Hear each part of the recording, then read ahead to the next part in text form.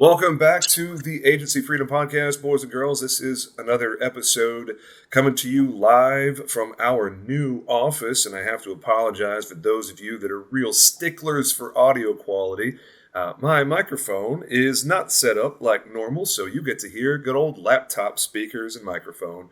I usually get messages when I do something different. People are like, "What's wrong with your mic?" I was like, "Well, my mic is currently on the floor over here next to me." But you didn't come here to hear the mic. You came to hear from the guest. And for this episode, I don't have one guest. I have two. So you guys get to enjoy double the fun. Keenan Rice and Jessica Holder from the great state of Illinois. Thanks for being here, guys. Thank you. We're excited to be here. And let me specify on Illinois, we're from the very southern part of that great state. Very southern. So basically, what? Missouri, Kentucky? Kentucky. Now, what's next to you? The Kentucky side? Okay. We're an hour from Missouri, so an hour from Kentucky. So we're kind of down in the bottom. So we can get to either state. You got as far away from Chicago as you possibly could, right? Damn right on that. There you go. Well, that is a perfect transition into asking you guys the origin story, as insurance professionals, and how in the world did you end up working together, both of you in the insurance world? Who got here first? Who pulled the other one in? Or when you guys started doing life together, were both of you already in insurance? I'd love to hear all the details you're willing to share. And Jessica, I'm going to ask you because ladies go first. I'm from the South. We do it right. So ladies first. How in the world did you get to this chapter of your life? So I grew up locally, just in the town over from where we are, and my family retailed manufactured housing. So I grew up in a sales environment, a service environment, building environment, and we had 3 locations in the Southern Illinois area and as well as in Missouri. My dad was very big about having processes. We had guides, cell phone scripts. He probably employed about 50 to 60 people at any given time, and there was very smooth processes. So when I grew up, I always knew that I wanted to grow something and train people to make money and train people to have fun in what they do and grow and do their own thing. And eventually I got into insurance because I knew that it was a captive company with Country Financial, and the long-term game was not to be with Country forever. I had to learn something that could make me money because I worked in the newspaper business and there was no money in that. So I had to do something to make money to grow something. So I started at Country, and I knew Keenan. He was also a Country rep in the town I lived in, but I was in another agency in another town, and we talked a lot, and then one thing led to the next, and we dated and got pregnant and got married and quit our jobs to go scratch and go independent because we wanted better for our families and for our clients. Whew. Man, I love a juicy story. That has got to be Keenan. Man, I want to hear your side of this. I had no idea how you guys got together. I didn't know what all this was. That is really fun. Keenan, how in the world did you go about asking out this young lady to see you after work hours, and then one thing led to another? Tell that story, man. We'll get back to insurance, but the people want to know the relationship side of things. Just tell the truth. I'll give you the quick hitter. I grew up on a dairy farm in the town we work on now. Year 2000, I moved to Nashville, Tennessee. I was going to be the next Garth Brooks. I failed, moved back home, went back to the dairy farm. We decided to get out of the dairy business. I found myself going to work. My parents were always huge in Farm Bureau, both my grandpa, my dad, my uncle. Went to work for Country Financial, worked there a while. Not my manager, but another manager called one day and said, "Keenan, do you know this Jessica Holder?" I said, yeah, I know her. I don't know her well. He goes, "You think she'd make a good rep?" And I said, "Well, I guarantee people will want to meet with her. She's pretty good looking." And it was kind of a running joke. And they hired her. And so we got to talking more and more and more, and strategizing and talking shop. And she wouldn't leave me alone. And I finally gave in. A funny story along the way, I had a recruiter from Big Red call and say, "Hey, there's going to be an opening in this town. Would you be interested?" And I said, "No, but I know this girl that's a country rep in that town, and they might be very interested. So call her." Well, the recruiter called her, and she said, "No, I'm not interested, but I know this guy that might be really interested." And she called me back and said, "You told me to call her. She told me to call you. What's up?" And I was like, "Well, I guess we're not interested in the job." So we just kind of grew our relationship over time, and talking about work, ended up dating, ended up getting pregnant, ended up getting married, and she wanted to quit her job, and I just kind of had the ground rules. Look, you have a nice little car, and I have a nice truck. If we quit our job, I might end up back in the coal mines. Might have to do something like that if we fail, but for sure, they're going to repo your car before they repo my truck. But I'll do whatever it takes. Doesn't matter to me. So we just knew nothing, had no money, quit our jobs in September. Finally got an agency up and rolling through the help of VIAA and SIAA in November. Had my first contract turn on the 8th, wrote a little bit of business. We went to the hospital the next day, had a baby on the 12th of November, came home. I left for work, and she was at home trying to figure out a baby she never had. I had already had 3 kids, but now we have 6 kids between the two of us. I have 3 older boys, 24, 21, and 17, and then we have the 3 kids, 5, 4, and 1. So we just completed our 5th year, and we have 3 kids to show for it, and we've just celebrated our 5th anniversary July 1st, so about a half a year ago now. But that's how we got to where we are, and life is exciting. That's all I can tell you. Man, a little known fact about me, Keenan. I am an absolute sap for a good love story. I think it is so fun to hear the human side. We could talk shop all day long. We could talk about marketing and operations and all kinds of stuff. AI, embedded, whatever. Ag, like we're going to talk about here a little bit in this episode, some farm stuff. But I would love to hear, how in the world did you pivot when you finally moved in the direction of, all right, we're work friends, we like each other, but now we're more than work friends. How in the world did you pivot in a work environment and go, hey, you want to get dinner later? Like, how did that come about? Well, funny, I'm going to tell you a funny story. She ran a restaurant in the small town that I worked in and she grew up in, because I started in one town and then moved 15 miles over to this one. But I had my mentor agent, guy named Larry Woodside, taught me everything to know. He's a Hall of Fame agent with Country, just a multitude of knowledge. We ate lunch together all the time, shared an office with him.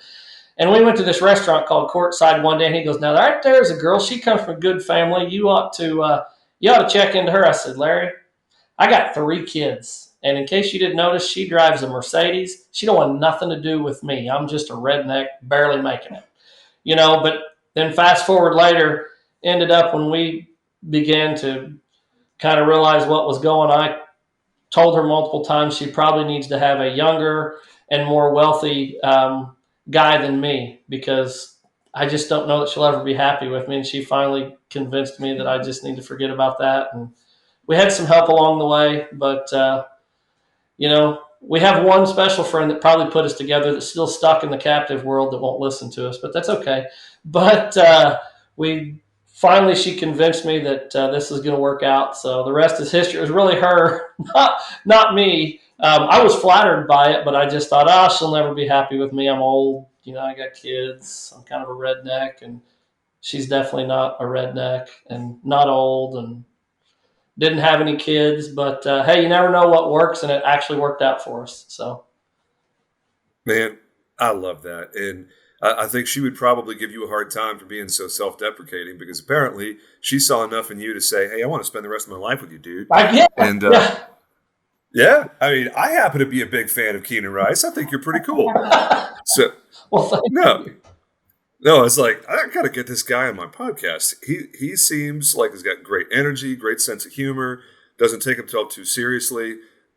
You're like an older, wiser, more Illinois version of me a little bit. There you go. Yeah, love it, man. So I'm going to transition here just a little bit. Country Financial was a great organization.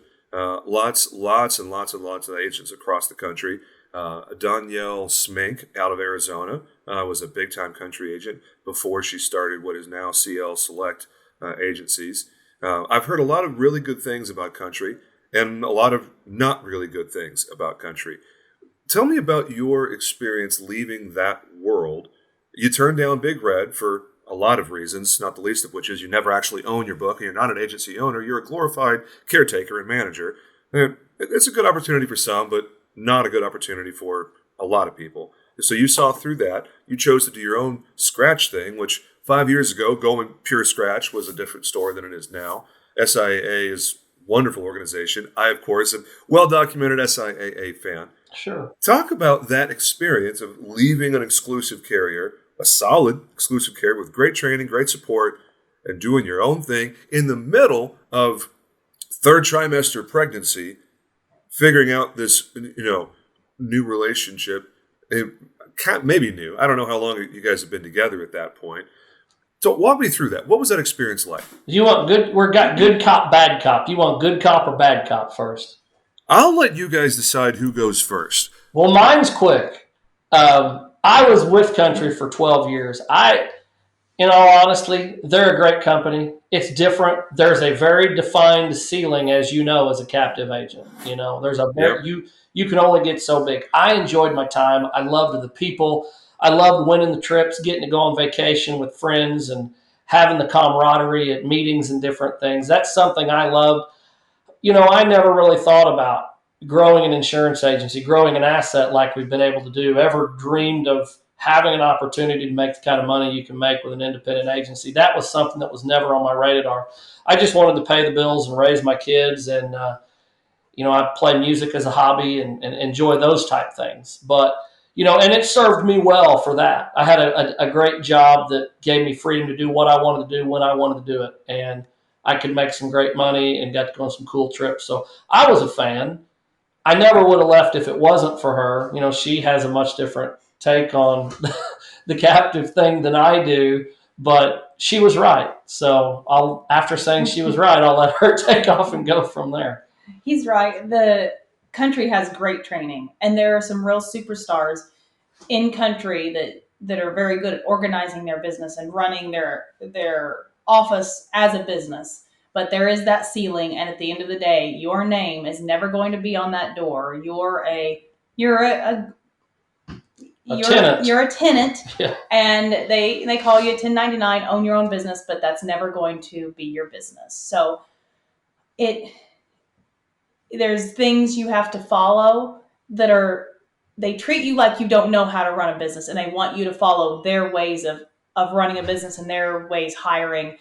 For example, I had hired somebody to make outgoing calls for me. She was 17 years old, and I had to have my manager sign off on it. He would not sign off on it because he said she was too young. And I threw a fit, and finally he signed off on it. But it was all these little things that would come up that were just silly roadblocks, I thought. So when Keenan left, my manager came to my office that day, because everybody talks, everybody knows, and said, either you're going to resign or we're going to do this the hard way. Well, I just wanted to get out. I'm not going to sit in there and just milk my commission for another half a month. Great. I'm out. Here's my letter. Have a good life. Wow. Love that. I've never understood when people that have no leverage, that have a weak position, try to strong arm somebody. And it's like, okay, well, I'm capped out here. I don't particularly like being here anyway, but sure, try to strong arm me. Yeah. See how that works for you. Yeah. Well, I was there a long time, and I was the guy that, makes the all-star team every once in a while, won a few what they call All-Americans. I was nowhere near a top producer. The biggest thing I worried about was taking care of my kids. I raised all three of my boys by myself, and that was my focus. I had a great way to make money, but I was nowhere near a top producer. Jessica came in. She was the new agent of the year, won the accolades, won the awards. One of the last things we did together is go to San Francisco on a trip where you'll get a kick out of this. We both won the trip individually. We didn't take anybody, so they already saved 2 plane tickets there. Yet they wanted to skimp on us and not give us the cash rewards we both earned. Like, well, you can only have one cash reward because, you didn't. I'm like, no, there should be two, but that's one of the last things we did together. And they really rolled out the red carpet for her. I was just the guy in the background. And part of that, and the reason it worked so well, is I wanted to do everything myself and run my own shop. Didn't want any help. I didn't have systems. I didn't have processes. I was just winging it, and did a great job with it. But, she had the systems, had the processes, had a defined way to do everything. And the way I did business wasn't scalable. The way she did business is Yeah. scalable, which is the reason we've had such great growth. I'm a people person. I love to talk to people, love to meet people. I'm just hoping we can soon get back big enough where we can hire a CEO and all I got to be is a producer and all I have to do is sell and service farm insurance. That is my desperate plea. And I'm closer and closer every day. So hopefully, maybe next year I no longer have to be an agency manager or whatever the heck it is. I'm just an owner who is a producer, But Yeah. I think with them, they never think you're actually going to walk away from something because we didn't have any other income. So they were probably thinking they ain't ever going to leave here. Well, we're just dumb enough to walk away with no money to buy diapers and formulas and pray to God we can keep the lights on. But, we did it. A lot of credit. Yes, you did. A lot of personal loans. But we're on the other side. We built a significant book of business, and it's only up from here. So. Now, I have to ask before we move forward in the conversation, since you were so self-deprecating earlier, what's it like being red carpet arm candy? Keenan. Well, the funny thing was when we were on the All-American, they had a surprise guest. Michael Bolton came in and did a private concert for 100, 150 people, and we happened to be seated at the center table in the front with the guy that was the head of agency because I think they had a lot of faith in her and saw her as somebody that would move up the chain throughout the system, and I was probably just a roadblock for all of that and dead weight. That's the way they saw me. He's just dead weight. You got to get rid of him. And that was kind of my feeling too, but she didn't listen. Well, I'm surprised they let us sit at the same table because another issue I had is when there was banquets, when I won New Agent of the Year, we couldn't sit at the same table together because it was not within our agency. Things like that. Yeah. It's a little different. Mm-hmm. But we're here to talk about our agency, Yeah. not that. Yeah. Yeah. No, sorry. I couldn't help but let that question come out because, the idea of you being, in a formal attire with a big grin on your face, like that just warms my soul. Me being in formal attire is awkward enough. That's what I'm saying. A guy from rural Illinois, on stage with all the cameras and all that stuff. I bet you that was quite a sight. Yeah. So, as you said, we are here to talk about insurance at some point in this podcast. Sure. Transitioning into scratch agency, you choose SIAA. Let me just click there for just a moment before we talk about some tactics and stuff that you guys have in your agency. Why SIAA? What is it about that opportunity that you found attractive? There's a lot of aggregators out there, lots of organizations that want to help retail agents. Why'd you pick SIAA? Well, you won't believe this, but when we quit, I felt guilty doing anything before we quit. So we just thought we'll start an independent agency knowing zero about it. I wouldn't do anything till I left because I felt guilty. So we quit. And I had I guess you'd say a salesperson from VIAA come by my office, leave a card. And at the time she said, hey, I'd love to talk to you. And I said, listen, I'm already top of the food chain. I'm a captive agent. I am not going bottom of the barrel to be an independent agent. And I didn't know what I was talking about naturally, but she had came and talked to us once and gave us the list of here's the top 10 aggregators, alliances, whatever you want to call it, And I began to call every single one of them outside of the SIAA, network that we had here. Not one person called us back. We met with an agency owner who said, you need to get with a great company like Erie. Now, I don't know if we can even say we are appointed with Erie now, but at the time they didn't call us back. I mean, I talked to a couple of the carriers, Safeco and Nationwide individually, and they're like, yeah, well, we can maybe work with you, but you sell $250,000, and if not, you're done at the end of the year. And I'm thinking, this does not sound good. So, Jessica was very suspicious of why are we going to give somebody else a cut of what we did? But we went up and met with them in St. Louis, and we can't say enough about the organization and the support we get from them and the family fit. And I kind of get some of that camaraderie with those agents that we had on the captive side. So it's great for Hmm. me. We've taken some trips and got to know some agency owners better, very close to some other SIA agency owners that are a part of our network here. And they were pretty well the only ones that gave us the time of day. Nobody else would call us back. I mean, literally nobody. They didn't want anything to do with us, even though we both said, hey, we had these books captive. We've been in the business. We've been successful. They don't care. But it was kind of the only one we had, but thank God, because it was probably the best case scenario for us. It's been a wonderful, wonderful relationship for us. Can't say enough about it. Now, what's your take on it now, Jessica? You had resistance at the beginning, and what do you think about this whole aggregator SIA thing? What's been your perspective as a skeptic on the front end? So I know that it can depend on which SIAA group that Oh you're yeah, in, and that defines yep. experience. So I was very suspicious at the front because I'm thinking I don't want anybody else to own this but us. We're going to work hard. We want to own it, and you do. There's a contract. Whatever. There's always a contract. They've provided more than just carrier contracts. They provide support when it comes to technology, support when it comes to hiring, firing, anything you do in the business. They're just a whole resource of things for us to help run our business. There's events, networking. We're getting with those other agents every Friday. We have a call. Friday mornings we do a call. It's a different topic. It's on Zoom. We chat about different things. It's been great. I was a skeptic, but I'm a believer now. No, that's fantastic.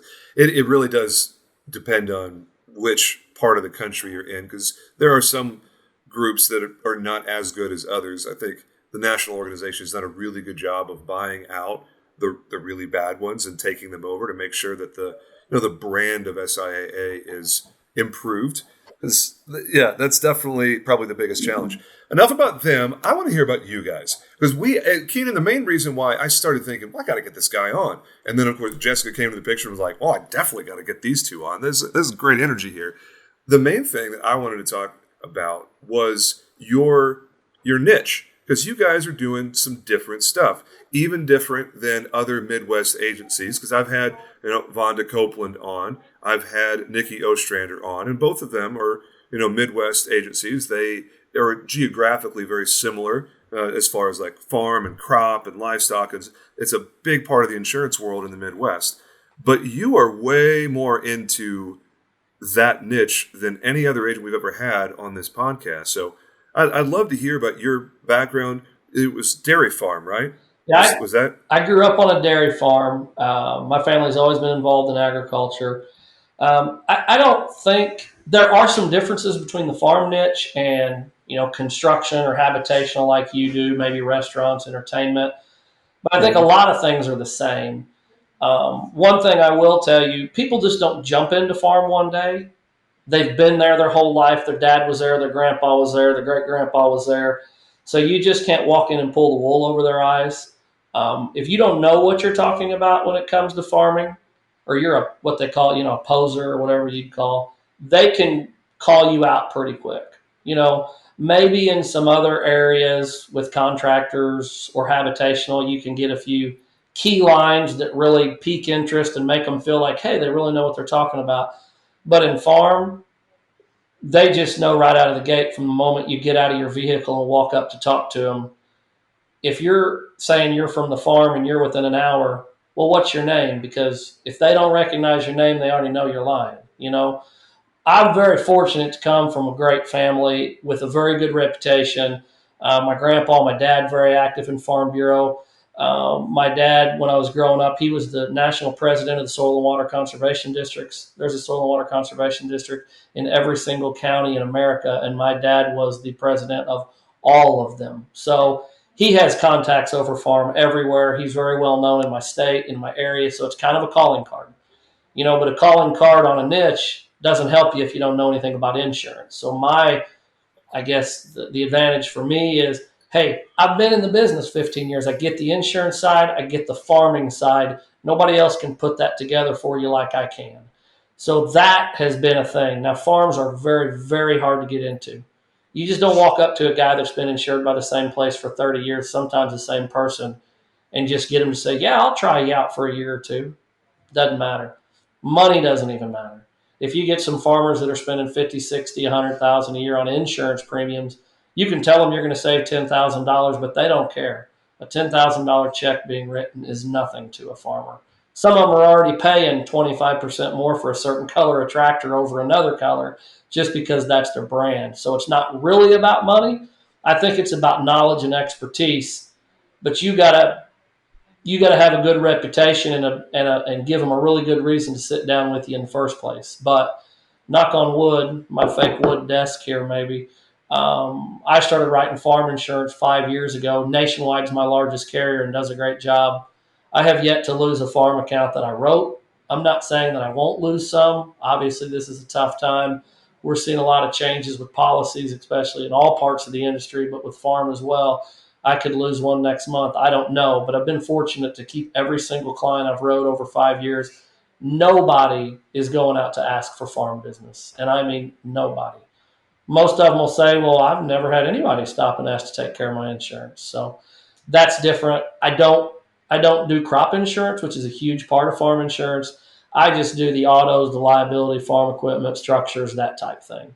I have a great partner on farm insurance where I take care of their business and we kind of cross back and forth, sending people each other's way. And finally, this morning I spent some time on a call with the Land is Your Legacy program with Nationwide, and I'm going to get diving back into the estate planning. We're actually setting up in a seminar for the end of February where I hope to have 30 to 50 people come. We could end up with 80 to 100, I don't know, to talk specifically about transitioning your operation from one generation to the next and the challenges that occur there. And, from a financial services standpoint, every August, we do a farm appreciation event, which is it's free beer and free food, a bunch of door prizes, a lot of agribusiness vendors giving stuff away. The last couple of years, we've had about 200 people each there. The weather was a challenge this year, being a billion degrees, and it was kind of on a patio area, so that didn't help. But that event's grown for us every year. And when farmers realize that we're really not giving you a presentation, just come drink beer, eat, talk to your friends, meet some vendors, I pretty well just shake hands and say hello and don't get much of a chance to talk to anybody. But that's been a great tool for us to grow our farm book as well. So. Love that. Talk to me a little bit about crop. What's the decision there to not do crop? I'm sure it was very intentional to carve out that piece. I'll be totally transparent. I don't know the first thing about crop insurance. The farm and ranch and crop is one area that I have not spent 1 second studying. So maybe it's a dumb question. Maybe crop is just so different that you really have to love crop to be in it. What's the thought process there? Most of the crop agencies only do crop and they don't do anything else. Some people kind of do a little bit of this, a little bit of that. But crop is something, from my standpoint, I don't want to invest a ton of money into crop insurance because if I invest a ton of money to build the book, the government pays 50% of the premiums that are paid on crop insurance, period, on crop insurance. And to the best of my knowledge, that is still commissionable, even the part that the government's paying. Now, at any given time, the government could come up and pull the rug out from under you. They could stop covering half the premium, stop paying you commission on that. It's so controlled, just like what we saw with the healthcare industry and the health insurance industry. There's a whole lot of people that spend a lot of time building a health insurance book. And after the ACA, the value of that book drastically changed. And I didn't want to build something I felt like could go away at any time. And so that's why I stayed away from it and found a great partner that offers crop insurance and is very knowledgeable, and so that's the route that I went there. I just didn't know it, didn't want to get to know it, really don't have any interest in getting into it. I just want to do the structures and equipment, the homes, the auto, liability, that stuff. Plenty of money to be made there already, so I don't need to get greedy. Makes sense. Jessica, walk me through a typical day in your world. What do you find yourself doing? How do you and Keenan, split up the pie so each of you gets to do stuff that you're good at and that you enjoy?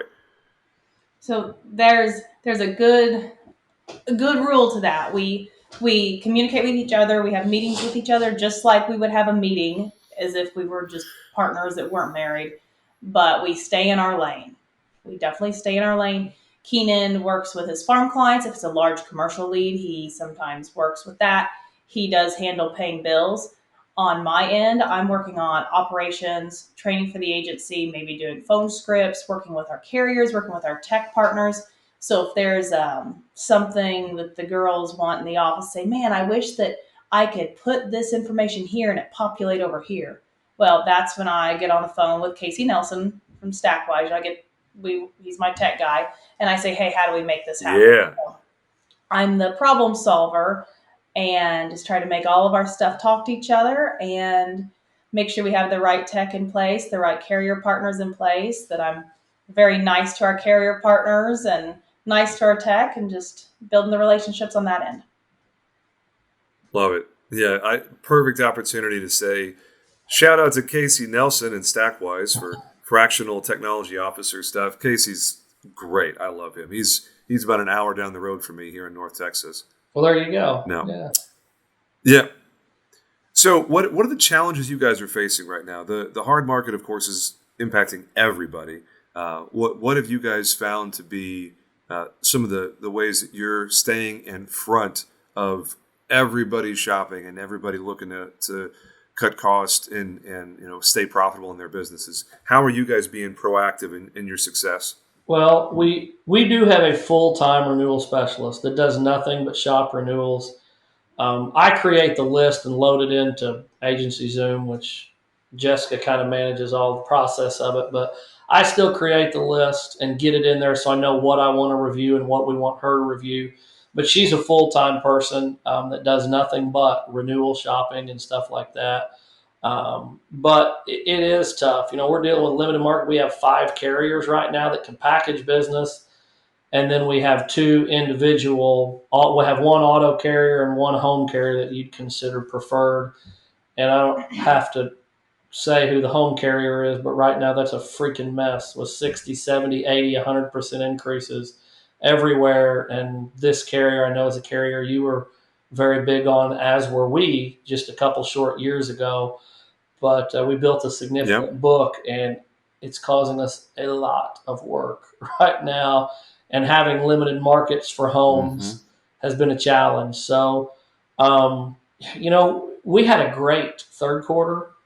I'm not afraid to tell you, we averaged about $100,000 of new business premium 4 months in a row going into October, and we just hit a wall in October. And in the fourth quarter, we only did about $150,000 in new business premium.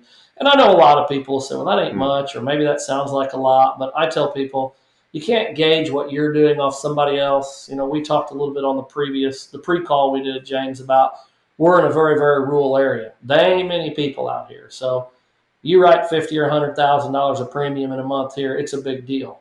You write $50,000 or $100,000 in premium as a commercial agency in Dallas, Texas, or Chicago, Illinois, maybe it ain't a big deal. But we're in a very limited area. But we just saw our new business, just hit a brick wall in the fourth quarter. And that was tough because our payrolls and our staffing levels are all built on us continuously being able to put up $100,000 in new business premium every single month, and that stopped for us. We do have a commercial producer that came in late in the summer. He was actually a commercial client of ours who still owns the business, and he's done a great job.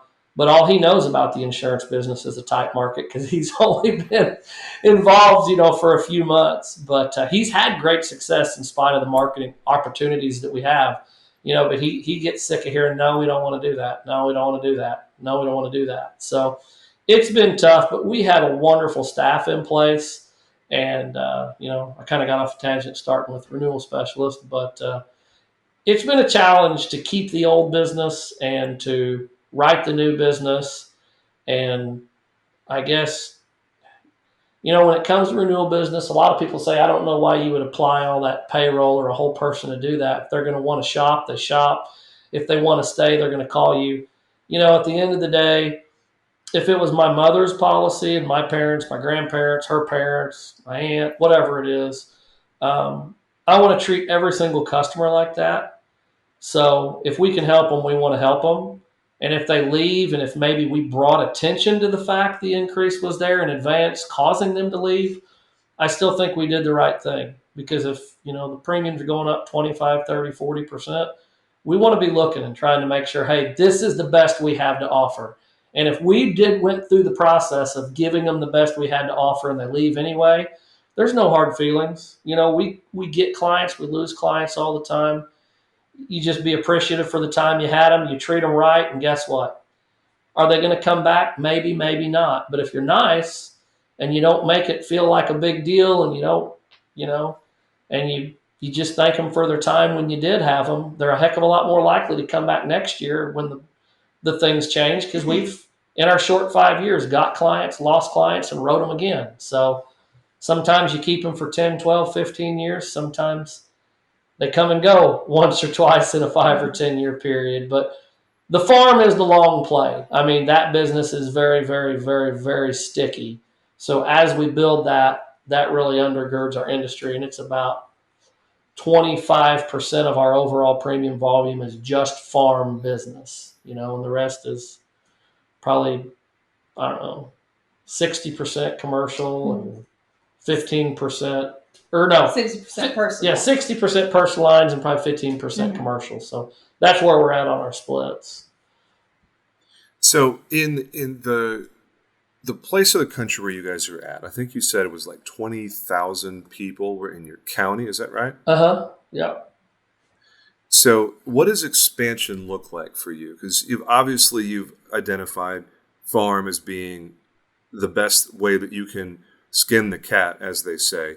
I would imagine if you ran EBITDA numbers and net operating income and profit off of the various focuses you guys have, you'd probably find that farm is very profitable as well, if I had to guess, right? Yeah, it's the two carriers that we had a lot of our farm business with treated us very well last year from a contingency standpoint. And then we're actually seeing one of our big carriers that has a lot of farm with us. He's coming in Monday. So the contingency season begins on Monday for us, and we can't be more excited about that, naturally. You understand that, Pete? Love that. But yes, I do. I feel like because we're so rural, nobody pays attention. And there aren't a ton of $1 million plus revenue books around here. There's a whole lot of less than $500,000 revenue books. We did buy an agency our second year in the business, believe it or not. But by the time we bought that agency, we were 15 months in. We were already a larger agency than the one we were buying 15 months starting from scratch. So we kind of feel like there is some opportunity, because until you hit that million, really nobody else is looking at you to buy it. We've seen a lot of regional carriers shrivel up and die. We kind of feel like there's a great opportunity for expansion by buying some books around us, and bringing that small town feel and just replicating that maybe 20 miles away or 30 miles away or whatever. And we think there is some opportunity for expansion through that, because if you're planning to grow your book as personal lines right now, my God, have fun with that, because that's a tough thing. You can write a lot, but there's probably a lot going out the back door. It's a very tough time on personal lines, but we do have a commercial specialist, and I'm continuing to write farm business. So that's a great avenue for growth for us. But, we feel like there's we've talked before, we feel like we ought to be able to buy one agency a year for the next 5 years and have great terms as far as owner financing, and be able to pay them based on renewals, because I just don't think a lot of people are out there wanting to buy agencies. Not in our area, at least, because everybody's 60 and 70 that's in the business. There's very, very few young people in the business, period, around here. Love it. It is so cool to talk with folks that have clearly identified and articulated their path to continued success like you and Jessica have. It's inspiring. I love it. I have big ideas and plans that I'm working on, but a lot of them haven't happened yet. Yours have. It's really cool to see you guys succeeding in a very different way than I'm succeeding, which is just a testament to the beauty of this industry, right? Well, it is. And James, you're very open about your business. I remember at times you shared, hey, here's where I was last year. Here's how much I've grown this year. And I know we've kind of communicated back and forth through Facebook Messenger, but I can't tell you how much it means to me to have a guy as what I would say one of the more respected talking heads in the industry. Maybe I don't know if that is that how you'd say that. I don't know. But just I guess so. Yeah. on your openness and your honesty, and hey, here's what I'm dealing with. Here's the challenges that I have, and here's things I did. I wish I would have done differently. And this, my God, this is a tough. I mean, yeah, there's a lot of potential in it. But growing this agency, you listen to this podcast, maybe incorrectly we're making it sound easy, but my God, this has been a lot. It's tough to do this. It's tough to grow. Like I said, Mm-hmm. I'm a great producer. If it was just me producing, I think I could produce with anyone, anywhere. But I'm never going to replicate that and grow an agency. And that's why we're a great team, because she's the one that says, all right, here's the processes. We need to bring other people in to learn how to do these things, and we can continue to replicate the process and grow. And I'm over here saying, just leave me alone and let me sell farms. I just want to get to the point where I can pay somebody else to do all this other stuff. I don't want to do it. But I really appreciate, Yep. the openness that you've shared, even on your podcast, talking about the stress and anxiety that comes with it, because that's a real deal for us. And Yep. fourth quarter was rough for us. We probably could have managed our money a little bit better earlier in the year to make it better for ourselves. But man, it's a challenge to grow this. But we just have to constantly remind ourselves that we're not here for what are we going to make today? What are we going to make this year? We're here for where are we going to be 5 years from now, and 10 years from now, and 15 years, and 20 years from now. And to have an opportunity as an independent agency owner to really say, hey, we could create a business that brings in $5 million of revenue every single year. To me, that's unthinkable. When we started this, I thought it would be me and Jessica and maybe one other person, and we'd sell some insurance, sell some life insurance, and make a good income. I had no idea. She knew, she paid a little more attention and could see it, but I had no idea the opportunity that this was. And it is a great opportunity, but it sure as hell ain't for the faint of heart, No, it's definitely not. I promised you guys around 40 minutes of recording time, and we're about there. Jessica, I want to give you an opportunity. Is there anything we haven't covered that you wanted to? Is there any message that you want to get out, or anything you want to unpack as we start to land the plane? I think Keenan put it well, is it's not about today. We have rough days, we have rough weeks, months, might have a rough year, but it really is that long game, and just keeping your eye in the future and building your processes for the future too. Because when we were a small little bitty agency, we still used specific processes as if we were a big agency or an agency the size we are now. So when we grow, we're going to be ready to grow and handle that bandwidth because of the processes we have in place. No, I love that. And I don't know if it's a James original or if I stole it from somebody, but I found myself saying over and over again over the years, if you act big before you're big, you'll get big faster. I agree. And just having those, having systems and processes, it's just about everything, right? Operational standards, internal stakeholders and external stakeholders. They love predictability. They love knowing what to expect from your office. And yeah, that's awesome. I love it. Now, Keenan, any last words before we wrap this thing up? I don't know. We're honored that you thought enough about us to think maybe somebody else would want to hear from us. I love the war stories of the insurance agency building. And, I think I mentioned to you one time, you said, hey, what do you want to hear? I want to hear from agency owners. I want to hear about the people that got into debt up in their eyeballs, but it finally started working out, and that one day couldn't buy groceries, and the next they're feeding people at a homeless shelter every week. Those are the things that I want to hear. Those are the exciting things for us to know, that other people are out there in the fight, because it was very different in a captive world. You talk to a lot of people and you get on the independent side and you feel like you're a lone ranger out there. Nobody else is going through this, and who do I call? And so it is great to have a community, through podcast or through Facebook. Have a lot of mutual Facebook friends and agency owner friends, but that makes it wonderful. But keep doing what you're doing. I still remember your first episode I listened to, and what I was doing when you were I was walking my dog, and I was out walking my dog out on some of our property when I was listening to your first Man. podcast. I think you were talking about the process of selling the farmer's book and getting the new Yep. stuff rolling. But I don't remember when it was, but I remember I don't know that I've listened to every podcast, but I've definitely listened to probably 2/3 of them, more than my share of them. And I just Man. appreciate what you're doing and keep up the good work. And we're honored I to be appreciate the on kind here. words, man. So, No, I will say you are going to be really happy with the next batch of episodes because full transparency with all this anxiety and panic attack stuff and moving offices and getting ready for all of that, I started releasing a lot of episodes without recording new ones. So I usually am 2 or 3 months ahead of whatever the release is, but this is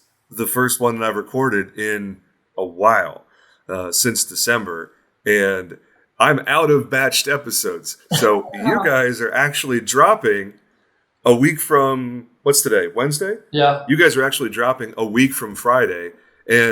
But between now and the end of February, I'm recording 14 episodes in 3 weeks. Yeah. Well, And they're all agency owners. Great. All of them are agency owners. I just got on LinkedIn and was like, holy crap, I'm out of episodes. I got to record a bunch of stuff.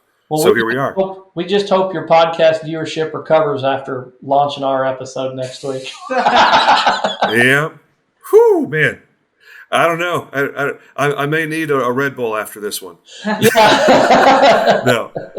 So, But hey, guys, I really appreciate your valuable time and the insight that you've provided on a subject that, again, I know almost nothing about. Farm insurance is an animal that I have never tried to tackle. So he is Keenan Rice, and she is Jessica Holder, and they hail from the great state of Illinois, very, very, very southern Illinois. And this has been another episode of the Agency Freedom Podcast. Make it a great day, boys and girls. Talk to you again real soon. Y'all take care.